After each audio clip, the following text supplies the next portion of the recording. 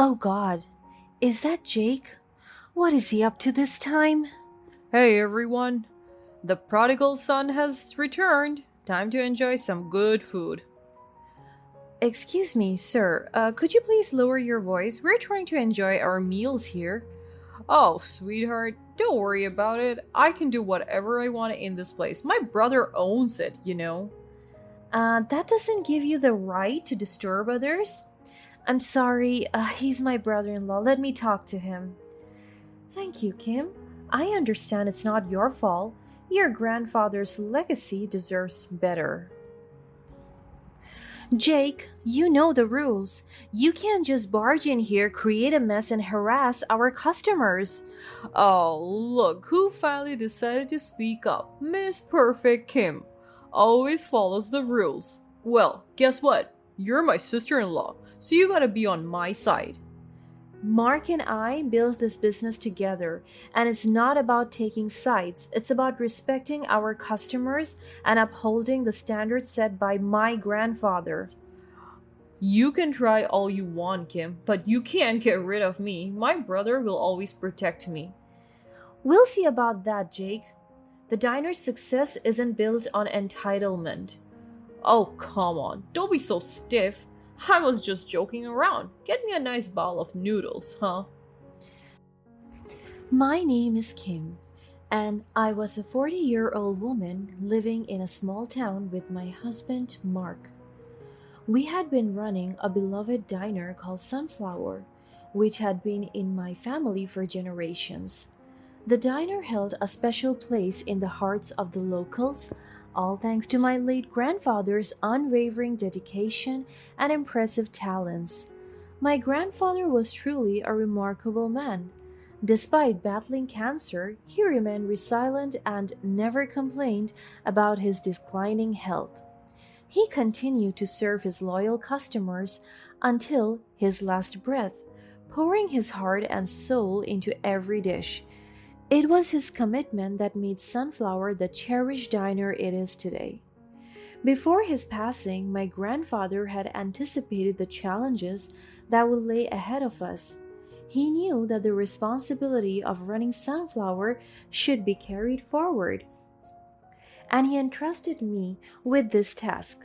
Of course, it was a big responsibility, but I was proud and ready to inherit this precious place. However, after my grandfather's demise, I noticed a change in Mark's attitude towards the diner. He started expressing dissatisfaction and saying things to imply that it should be his duty to take over as the owner. Mark argued that he was a better manager, ignoring the fact that I had better cooking skills. The sudden shift in his attitude shocked me. We had always worked as a team, complementing each other's strengths, and I had never seen him express such entitlement and selfishness before. Sure, we had arguments from time to time, but I would have never seen that coming. It was disheartening to witness his growing discontent and his attempt to undermine my role in running a business that my own grandfather had left me. I was growing more and more impatient with such nonsense. I didn't start any heated argument with him though. After all, it was my husband and I cared about him. Tried to reason with Mark, explaining that my grandfather's decision was well thought out and based on his deep understanding of our roles in the diner. I reminded him of the love and trust my grandfather had placed in me, hoping that he would understand the significance of honoring his wishes. Plus, I was the one who understood all the recipes and maintained connection with frequent customers. I had closely observed my grandfather's cooking techniques and learned how to replicate those delicious signature flavors of Sunflower's foods. However, instead of finding common ground, our conversations only seemed to exacerbate the tension between us. Mark remained adamant and he wasn't willing to compromise. It seemed to me that his desire to take over the diner overpowered any sense of unity we had built over the years, and it was truly heartbreaking to me. As days turned into weeks, I found myself torn between my love for Mark and my duty to carry on my grandfather's legacy. I felt an immense weight on my shoulders, unsure of how to navigate this strange situation. Sunflower used to be my safe place, but now it felt clouded by this terrible conflict, and I felt guilty for letting the argument happen in the first place. Despite such hardships, the diner was actually doing well. Under my management, Sunflower continued to flourish, much to the delight of our loyal customers. They marveled at the familiar flavors, saying that it felt as if my grandfather was still present in the kitchen, guiding my every move. Their praise and support served as a reminder that I was on the right path. At some point, it was the only thing that kept me moving. Little did I know that the challenges ahead were far from over. One day, Mark's younger brother Jake returned to town after a period of aimless wandering. Jake had always been a bit of a troublemaker, never holding on to one job for too long and often causing concern within the family. He had been moving from place to place, and at some point, no one knew where he was. His arrival brought mixed emotions because we all hoped that he had turned a new leaf, but at the same time feared the chaos he could potentially bring. Anyway, one of the first things Jake did was to pay a visit to the diner. However, his presence soon proved to be disruptive. I still remember that moment when I saw him walk past the door. I thought to myself, oh God, is that Jake? What is he up to this time? Hey everyone, the prodigal son has returned. Time to enjoy some good food. Excuse me, sir. Could you please lower your voice? We're trying to enjoy our meals here. Oh, sweetheart, don't worry about it. I can do whatever I want in this place. My brother owns it, you know. That doesn't give you the right to disturb others. I'm sorry. He's my brother in law. Let me talk to him. Thank you, Kim. I understand it's not your fault. Your grandfather's legacy deserves better. Jake, you know the rules. You can't just barge in here, create a mess, and harass our customers. Oh, look who finally decided to speak up. Miss Perfect Kim always follows the rules. Well, guess what?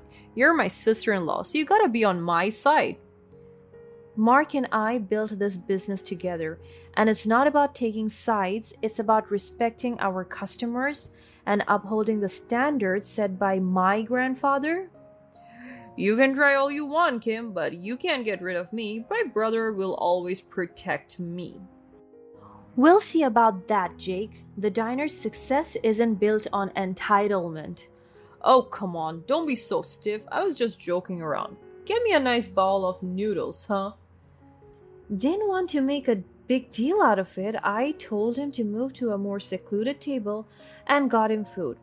I went to call Mark, and the moment these two saw each other, they started becoming even more disrespectful. Jake was like the more terrible version of Mark.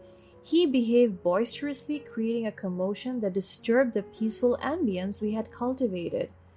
To make matters worse, he carelessly dropped his food on the floor, showing no regard for the effort that went into preparing it.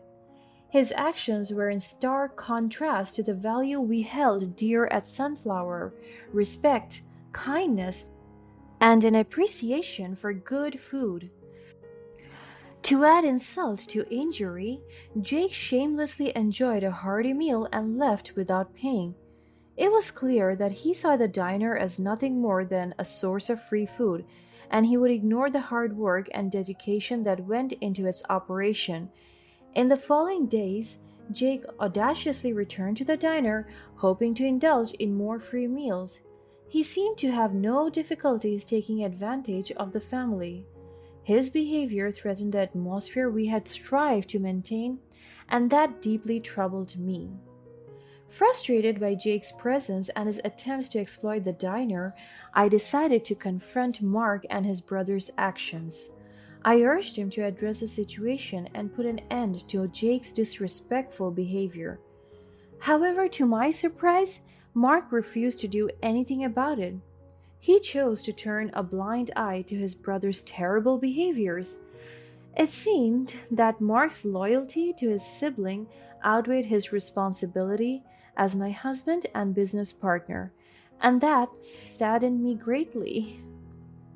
I was only growing more and more distant from Mark. As if everything wasn't bad enough, Jake was extremely calculated. Sensing the conflict in our marriage, Jake seemed to see an opportunity to manipulate the situation to his advantage. He began visiting the diner more frequently, engaging in secretive conversations with Mark in the kitchen. Their hushed whispers and exchanged side glances only fueled my suspicions. Jake's visit to the diner also became increasingly annoying. It was as if he took pleasure in testing the boundaries, pushing against the values that Sunflower stood for. His audacity threatened to tarnish the diner's reputation. I was not just angry, I was tired. It was exhausting to keep up with their unnecessary drama.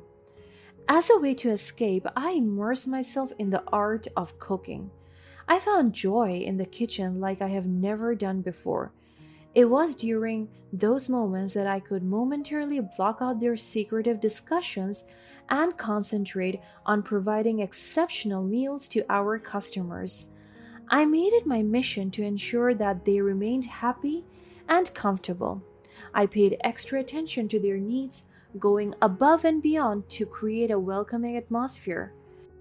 By providing exceptional service and quality meals, I hope to shield our customers from the discomfort Jake's presence caused. Slowly but surely, my efforts paid off.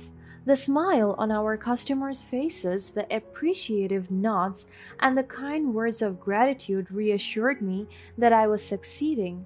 Despite the chaos in my personal life, Sunflower remained a place where people could find joy.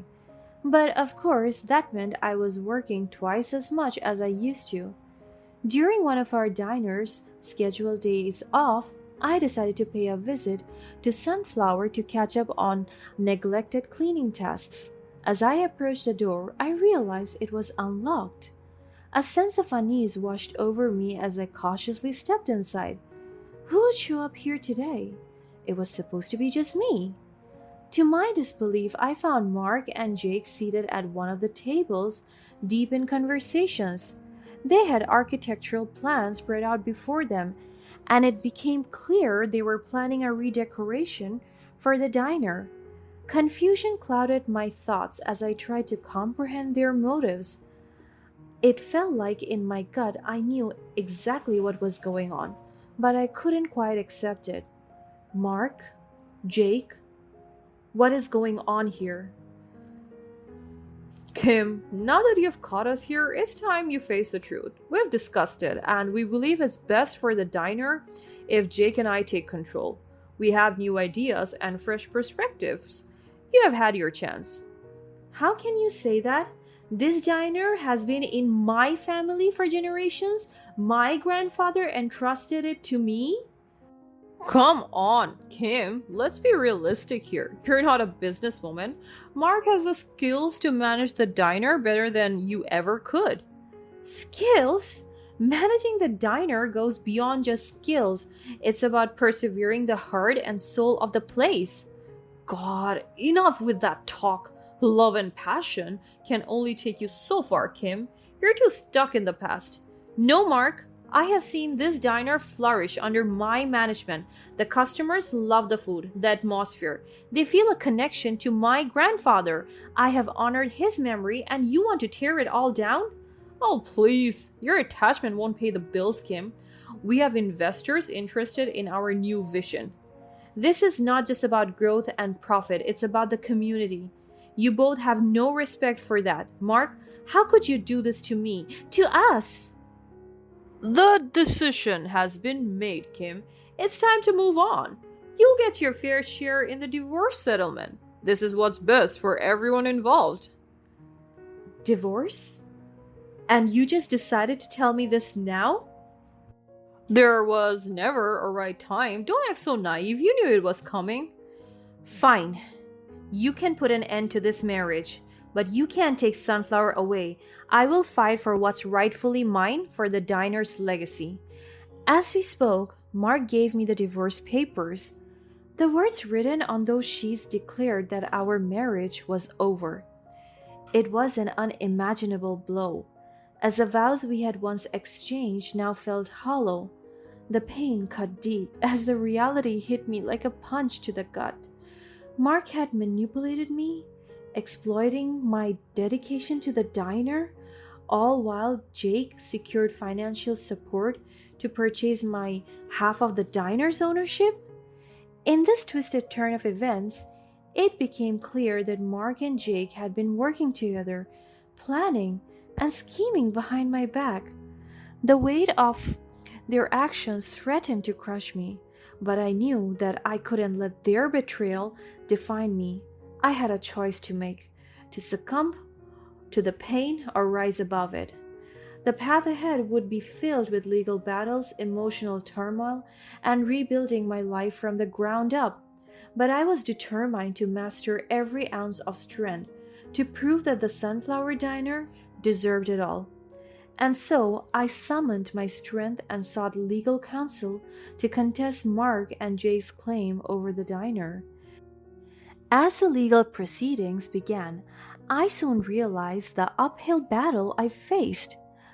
The brothers had managed to hire reputable lawyers, making their case appear intimidating. But I knew justice was on my side. I turned to the online community for support, sharing the story of the diner's origins, the deception I had endured, and the threats to its legacy. I was amazed by their response. People rallied behind me, expressing their outrage at the brothers' deceit. The community organized peaceful protests, demonstrating their unwavering support for Sunflower and its rightful owner. Amidst the legal battles, a breakthrough occurred. As I delved deeper into my grandfather's will, hidden clauses surfaced. The will explicitly stated that only a direct descendant could be entrusted with the ownership of the diner. This revelation became a turning point in the case, exposing Mark and Jake's attempts to take control away from me. As the truth unfolded during the legal proceedings, it became evident to everyone involved that Mark and Jake's actions were driven by greed and manipulation. The court ruling down came in my favor, acknowledging my rightful claim as the true heir to the diner. With the legal victory, I embarked on the task of rebuilding the diner, determined to breathe new life into the establishment while honoring my grandfather's legacy. I poured my heart and soul into its restoration. The support of the community continued to fuel my dreams as they eagerly returned to Sunflower, embracing its revival with open arms. Meanwhile, the consequences of Mark and Jake's tricks caught up with them. They were ordered to pay a significant sum as a result of their action, and their promises to the investors were never fulfilled. Unable to meet their obligations, they were forced to flee the town, and I never had to see the two of them again. In contrast, I found peace and joy in the knowledge that justice had been served.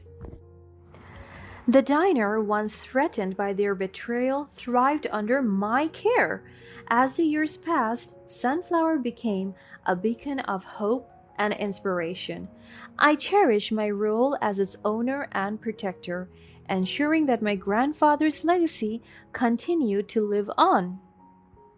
The happiness I found in my work and the unwavering support of the community became the foundation for a future that was brighter than I had ever imagined.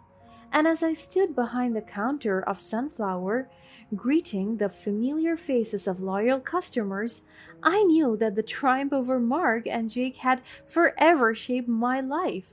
I am now happier and more grateful than